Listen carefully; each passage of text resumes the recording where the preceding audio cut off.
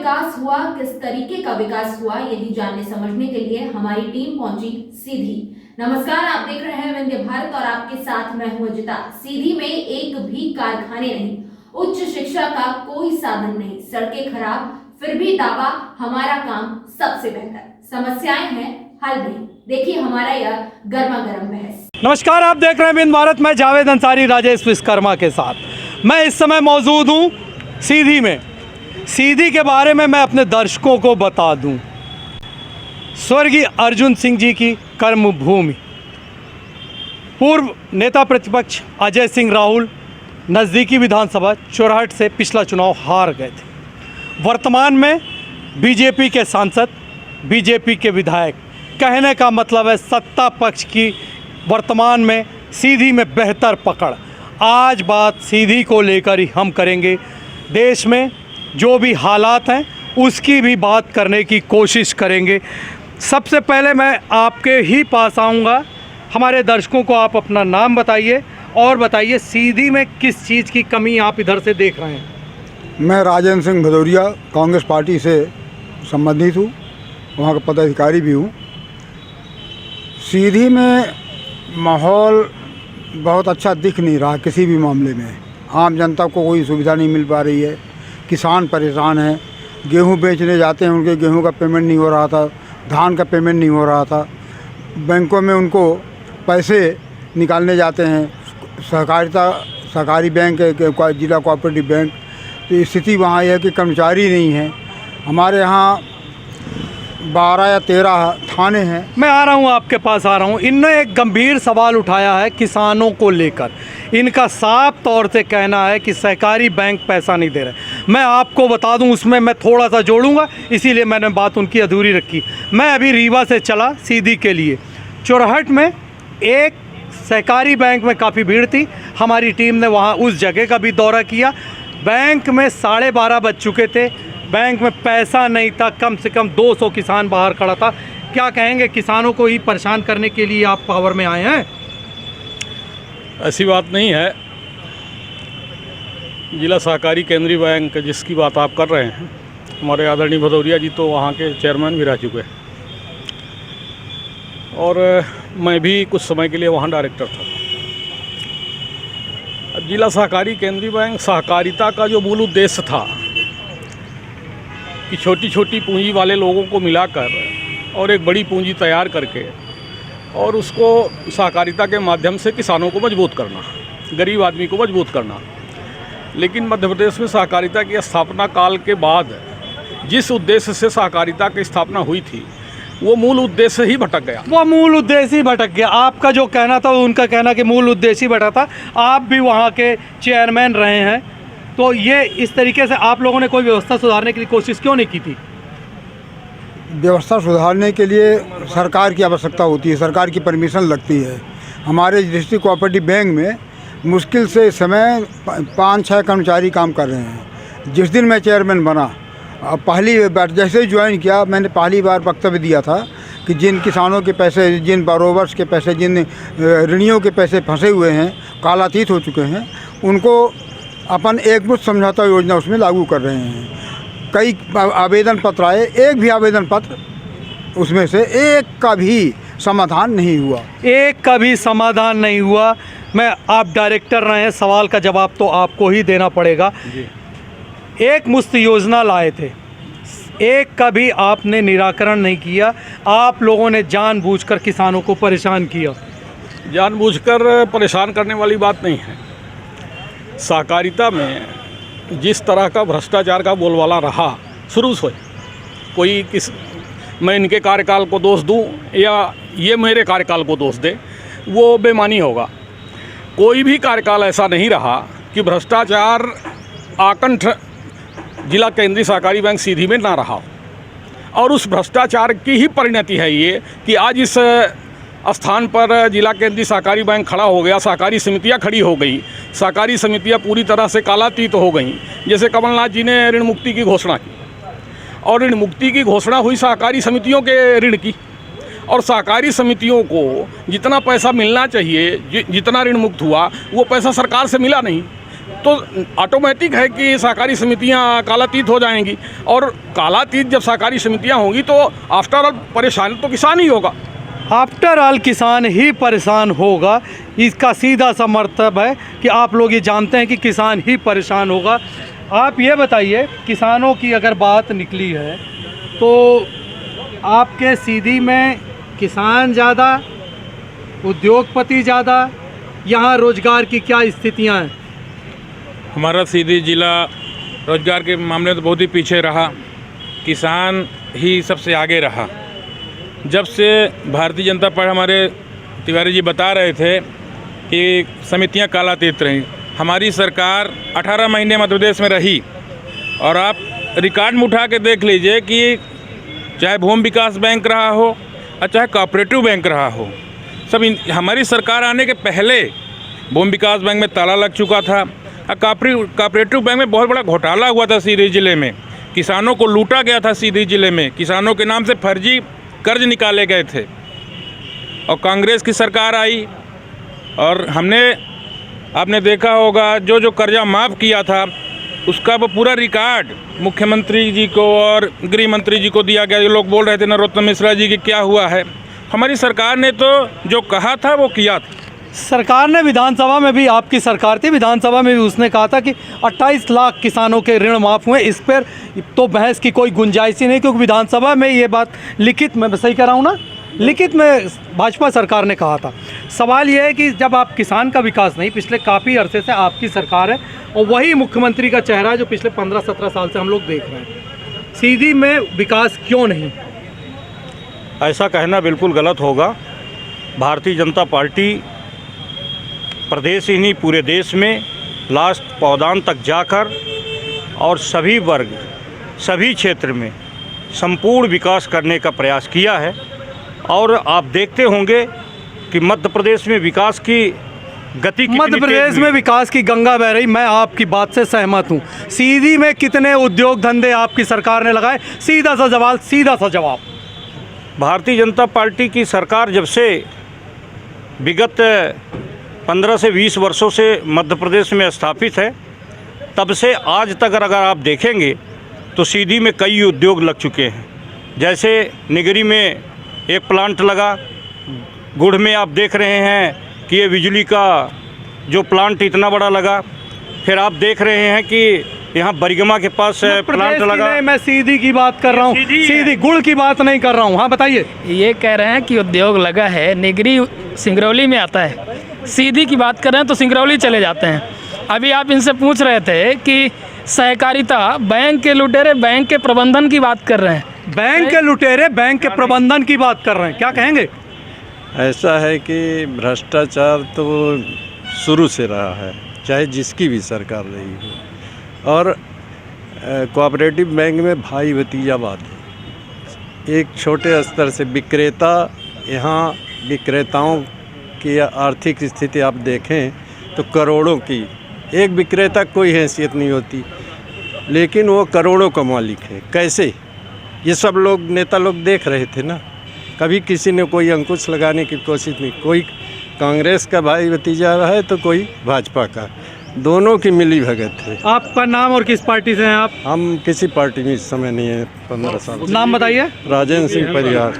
राजेंद्र सिंह जी समाज सेवी हैं। आप सब पर एक बड़ा आरोप है, जवाब कौन देगा बताइए, जवाब दीजिए आप इनके आरोप का कि आप लोगों ने दोनों अगल बगल खड़े हो, आपकी मिली भगत सीधी को बर्बाद नहीं, ऐसा कोई वो नहीं है और ये आरोप सब बेबुनियाद हैं। हाँ, कर्मचारी जो हैं वो किसी भाई भतीजे के ऊपर नहीं हैं, जबकि मैं तो किसी पद पे नहीं रह चुका, लेकिन मेरे पिताजी भी भूमि विकास बैंक के चेयरमैन रह चुके हैं और वो भी विगत 5 साल बैंक अध्यक्ष रहे, कोऑपरेटिव बैंक में डायरेक्टर रहे। लेकिन उनके ऊपर भी ऐसा कोई आरोप नहीं लगा सकता कि उन्होंने किसी अपने बेटे को या भतीजे को किसी को वो नियुक्त किए हों। किसी बार आपका कहना कि हम लोग, हमारे दामन पाक साफ हैं, ये समाज सेवी का आरोप है कि भाजपा और कांग्रेस कुछ बातों पे मिल जाती है, क्या कहेंगे आप? मेरा आरोप नहीं, एक समाज सेवी का आरोप है। ये कांग्रेस और भाजपा का प्रश्न यहाँ नहीं है, यहाँ व्यक्तिगत प्रश्न इकट्ठा होता है। जब जब कांग्रेस पार्टी के लोग सत्ता में बैठते हैं, सहकारिता में हो या जनपद पंचायतों में, उस समय भ्रष्टाचार कभी कोई आरोप लगता नहीं है। और जब जब भारतीय जनता पार्टी के लोग इन पदों में बैठते हैं, पता नहीं क्या कारण है, उनके ऊपर आरोप लग जाते हैं। पता नहीं क्या कारण है, उनके ऊपर आरोप लग जाते हैं। आरोप प्रत्यारोप का दौर तो चलता ही रहेगा। हम बात कर रहे हैं सीधी के विकास की। सीधी में किस तरीके से विकास हुआ, जो मेरी जानकारी कहती है, आप सबसे एक मेरा सवाल है, जो मेरी जानकारी कहती है यहाँ से NH 39 निकलती है, अगर मैं गलत नहीं हूँ तो। देवसर कोई एक ऐसी जगह है जहाँ पर 4 बार भूमि पूजन हो चुका शिवराज सरकार में। कौन जवाब देगा, बताइए, आप ही बोलिए। NH 39 का ये आप कहें कि सीधी सिंगरौली ज़िले के लोगों का दुर्भाग्य कि इतनी महत्वपूर्ण सड़क, और उसके लिए ऐसा नहीं कि प्रयास नहीं हुए, प्रयास हुए। और जैसा कि आपने कहा कि भूमि पूजन भी हुए, लेकिन जिसको ठेका मिला, गैमन इंडिया कंपनी देश की बहुत बड़ी कंपनी है, उसने पेटी कॉन्ट्रैक्ट पे किसी को दे दिया और वो दिवालिया हो गया, आधा अधूरा काम छोड़ के और भाग गया। कंपनी जिस कंपनी को काम दिया वो कंपनी दिवालिया हो गई। ऐसा है, हाँ जी, ऐसा है, आम जनता महसूस करने लगी है क्योंकि जब कमलनाथ जी सड़क परिवहन केंद्रीय मंत्री थे, उस समय की रोड ये स्वीकृत हुई थी। अब भारतीय जनता पार्टी को ये लगने लगा कि ये रोड ये पूरी हो जाएगी तो कहीं उनका श्रेय उनको न मिल जाए, इसलिए ये सड़क नहीं बन रही है। एक बात। दूसरी बात कि ऐसा लगता है कि बड़े पदाधिकारी, मुख्यमंत्री हों या अन्य कोई हो, उनके चहेतों को ये सड़क, ये ठेका मिला होता तो आज को पूरी हो गई होती। उनके चहेतों को ये ठेका मिला होता तो ये सड़क पूरी हो गई होती। सवाल ये नहीं है, सवाल देखिए, गडकरी जी पर भी उंगली है, ये राजेंद्र सिंह जी की ने गडकरी जी पर भी उंगली उठाई है। ये बिल्कुल बेबुनियाद बात है कि कोई भी सरकार में बैठा आदमी या जनप्रतिनिधि अपने क्षेत्र का विकास इसलिए नहीं चाहेगा कि दूसरे को श्रेय मिल जाएगा जो अब सत्ता में ही नहीं है। श्रेय उसको मिलेगा जो सत्ता में है, तो जानबूझकर ऐसा थोड़ी होगा। ये तो तकनीकी बात है, आप समझते हैं, समझदार हैं कि गैमन इंडिया को काम मिला, उसने पेटी में काम दिया और वो दिवालिया हो गया। अब फिर से उसकी प्रक्रिया प्रारंभ हुई है और गडकरी जी ने व्यक्तिगत रुचि ली है उसमें, और फिर से उसका टेंडर हो गया है और काम बहुत द्रुत गति से प्रारंभ हो गया है और 2023 तक में वो पूरी रोड कंप्लीट हो जाएगी। मैं आपको वचन देता हूँ 2023 में सड़क पूरी हो जाएगी। सबसे बहुप्रतीक्षित पिछले 20 साल से इस अंचल की सबसे बड़ी समस्या, कह रहे हैं 23 में पूरी कर देंगे चुनाव। ये अक्सर ऐसे ही करते हैं, जब चुनाव आता है ना तो पूरा कर देते हैं, और जब चुनाव खत्म हो जाता है तो फिर वैसे ही हो जाता है। अभी कह रहे थे कि ठेकेदार दिवालिया हो गया। आपने कहा कि जब चुनाव आता है तो पूरी कर देते हैं। पूरी करने मेरा सवाल सुनिए, पिछले 15 साल से इनकी सरकार है, कौन कौन से इनने काम किए हैं? यही ये बताएंगे, बता रहे थे कि ठेकेदार दिवालिया हो गया, सरकार दिवालिया हो गई, सब दिवालिया हो गए। इन अस्पतालों में क्या व्यवस्था है ये बताइए। चलिए, ये तिवारी जी तो वैसे हमारी ओर से ही बोल रहे हैं, वो खुद पीड़ित हैं, उनने पहले ही कहा है। कांग्रेसियों का कहना, आप कांग्रेसियों की भाषा बोल रहे हैं। नहीं, ऐसा नहीं है।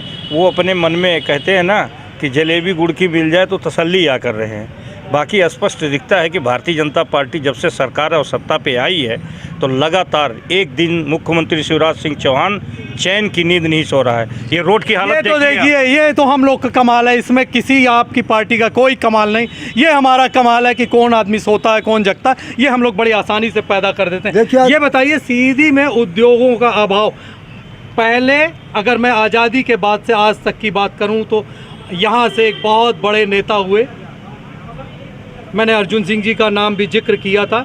सीधी में उद्योग धंधे एक भी नहीं। मैं सीधी की बात कर रहा हूँ, ना रीवा की बात कर रहा हूँ, ना सिंगरौली की। बताइए ऐसा क्यों? देखिए, हम मिनरल पावर बहुत ज़्यादा हैं, कोयला भी है, सोना भी मिला है, लोहे का इसका है, कैल्शियम कार्बोनेट है, इसीलिए बघवार में फैक्ट्री लगी, इसीलिए सीमेंट फैक्ट्री निवास में लगी। कोल फील्ड एरिया बहुत बड़ा बना हमारे ज़िले में। ठीक है, आज ज़िला अलग हो गया, एक अलग बात है, था तब वो चालू हुई थी। यहाँ बहुत सारे मिनरल्स हैं, बहुत सारी चीज़ें, उद्योग धंधे क्यों नहीं लग पा रहे हैं? उद्योग धंधे तो अब ये उद्योग लगा के आज जो सरकार वो कर रही है कि हर व्यक्ति को उद्योग लगाने के लिए प्रोत्साहित कर रही है, उनको बैंक से लोन दिलवा रही है। उद्योग के लिए सरकार प्रयास कर रही है, मेरा सवाल ये नहीं, मेरा सवाल ये है कि बड़े उद्योग यहाँ क्यों नहीं आ पा रहे? क्या इच्छा शक्ति की कमी है या ऐसा क्या है, किस वजह से ये पीछे है सीधी? देखिए, उद्योग लगाने की पहली शर्त होती है कि रॉ मटेरियल कहाँ से आएगा, और रॉ मटेरियल आने के लिए परिवहन की क्या व्यवस्था? आ रहा हूँ। हाँ, रॉ मटेरियल कौन कौन सा है यहाँ पर? रॉ मटेरियल बस्तर से लाके लोहे की एक फैक्ट्री लगी हुई है बरिगमा के पास, उसका नाम मुझे याद नहीं आ रहा है, कौन सी है वो? नहीं, यहाँ के कौन कौन से रॉ मटेरियल यहाँ पर खनिज पदार्थों कौन कौन से पाए जा सकते हैं? भाई कोयला है ही है, सुविधा के लिए पानी बिजली हमारे यहाँ पर्याप्त है। पानी बिजली की पर्याप्त इंतजाम है, जो सबसे बड़े उद्योग के लिए बेसिक समस्या है। कोयला बगल में है आपके, यहाँ उद्योग धंधे क्यों नहीं आ पा रहे? उसके लिए सबसे ज़रूरी है परिवहन, ट्रांसपोर्टेशन कैसे हो पाएगा? आज़ादी के बाद से लगातार 50 वर्ष सत्ता में रही कांग्रेस पार्टी, और सीधी जिला में आज भी रेलवे लाइन से अछूता है। रेलवे लाइन जब तक नहीं आएगी कोई भी बड़ा उद्योग यहाँ कैसे लग पाएगा? रेलवे लाइन नहीं आएगी, इसका मतलब है कि पूरे देश में रेलवे लाइन होनी चाहिए, विकास तभी होगा। बिल्कुल, जहाँ रेलवे लाइन में वहाँ विकास नहीं होगा। बिना रेलवे लाइन के जो विकास हो सकता है वो होगा। देखिए सर, बताइए। सीधी जिले को मौका केवल 10 साल मिला कायदे से। माननीय कुंवर अर्जुन सिंह जी मुख्यमंत्री थे, 5 साल में विकास हुआ। एक यहाँ महाविद्यालय था, केवल प्रत्येक ब्लॉक मुख्यालय में महाविद्यालय हो गए, प्रत्येक ग्राम पंचायतों में पंचायत भवन बन गए। अजय सिंह राहुल भैया और इंजीत कुमार जी मंत्री थे। प्रत्येक मजरे टोले में स्कूल बन गई, महाविद्यालय बन गए, स्कूल बन गई, पंचायत भवन बन गए। बहुत सारे कांग्रेसियों के पास दावे करने के लिए बहुत सारे कि हमने बहुत सारे काम दिए। उसका एक उनको फ़ायदा ये है कि इस आपके अंचल से उनको एक मुख्यमंत्री भी पूरे प्रदेश को मिला था। आपके यहाँ क्या उपलब्धियाँ हैं कि आप अगले चुनाव, भविष्य में चुनाव भी होगा, किन मुद्दों को लेकर आप जनता के बीच में जाएंगे? भारतीय जनता पार्टी का मुख्य मुद्दा होगा, हम हर वर्ग, हर समाज, हर स्तर पर पूर्णतः विकास किया हूँ, कर रहा हूँ। समाज को दिख रहा है, एक एक व्यक्ति उससे लाभान्वित होता रहा है। जिस सवाल पे आप सवाल करेंगे उस पर जवाब मैं दूंगा। अगर संपूर्ण विकास की बात करेंगे, एक एक बिंदु पर अगर बात करेंगे तो आपके संज्ञान में आ जाएगी। हम बहुत विकास कर रहे हैं, बहुत विकास कर रहे हैं, भाजपा ही कह रहे हैं कि बहुत विकास कर रहे हैं, अगला चुनाव भी हम जीत लेंगे। क्या संपूर्ण विकास में स्वास्थ्य और शिक्षा नहीं आती? हमारे सीधी जिले में जितनी हायर सेकेंडरियाँ हैं 70% में प्रिंसिपल नहीं हैं, विषयों के टीचर नहीं हैं। सीधी जिला हॉस्पिटल है, यहाँ स्पेशलिस्ट अच्छे डॉक्टर नहीं है, किसी को प्रॉब्लम होती है रीवा रेफर होना पड़ता है। तो ये संपूर्ण विकास इतने में हो जाएगा क्या? कहने से संपूर्ण विकास नहीं होता है। जब चुनाव आता है ये वचन ये लोग देते हैं, 2017 में वचन दिया जाएगा था सीधी जिले में रेल आ जाएगी, जैसे वचन दिए हैं कि वचन दिया था सीधी जिले में रेल आ जाएगी। मैं आपके पास काफ़ी देर से नहीं आया, आपने कांग्रेसियों भाजपाइयों सबकी बात सुनी, इनका साफ तौर से कहना ट्रेन जब तक नहीं आएगी विकास नहीं होगा, और वचन ही दिया था कि ट्रेन आ जाएगी। क्या कहेंगे अब आप? देखिए, ऐसा है कि जो ये लोग कहते हैं कांग्रेस वाले, यही 10 साल NH में धूल उड़ती थी, चाहे इसके बाद कमलनाथ की ही स्कीम रही हो, लेकिन भाजपा के शासन में पूरी हुई तो श्रेय इनको गया। और 10 साल सीधी के लोग धूल खाए हैं, चुरहट के लोग धूल खाए हैं। इनकी भी स्पेशलिस्ट कभी नहीं थे। सीधी में अस्पताल ये जब अभिषेक सिंह आए हैं तो लोगों से चंदा कलेक्ट करके बनवाए, किसी राजनेता ने कोई ध्यान क्या कह रहे हैं आप? किसने क्या बनवाया? ये अभिषेक सिंह जब कलेक्टर साहब जी थे, जी जी, तो उन्होंने चंदा लेकर के इस अस्पताल की मरम्मत की। ये दुर्भाग्य कहूँ या सौभाग्य कहूँ कि आपको एक ऐसा कलेक्टर मिला जिसने पब्लिक के पैसे से पब्लिक इंटरेस्ट की एक बड़ी चीज़ ऐसा नहीं है। हाँ बताइए।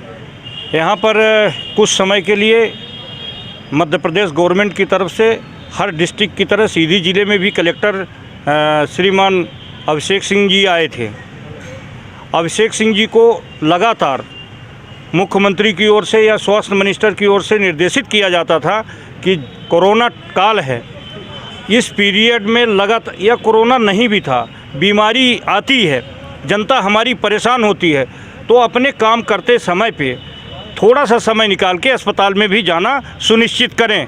उस समय पर अभिषेक सिंह जी अपने अस्पताल का दौरा करना शुरू किए। उनको लगा कि कोई थूक रहा है, आम पब्लिक है, आपका कहने का मतलब है कलेक्टर ने व्यवस्था सुधारी।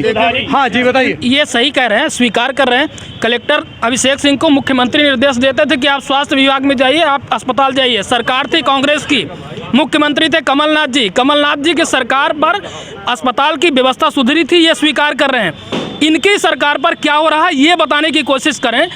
और कलेक्टर कभी भी चंदा नहीं लगा सकता। सरकार के निर्देश पर अस्पतालें बनती हैं, चंदा से अस्पतालें नहीं बनती, डॉक्टर नहीं आते। आप चले जाइए, अभी भी देख लीजिए, एसियाँ हमारे सरकार में लगी हुई थी, लेकिन एसी का स्थान दिखेगा, एसियाँ गायब हैं।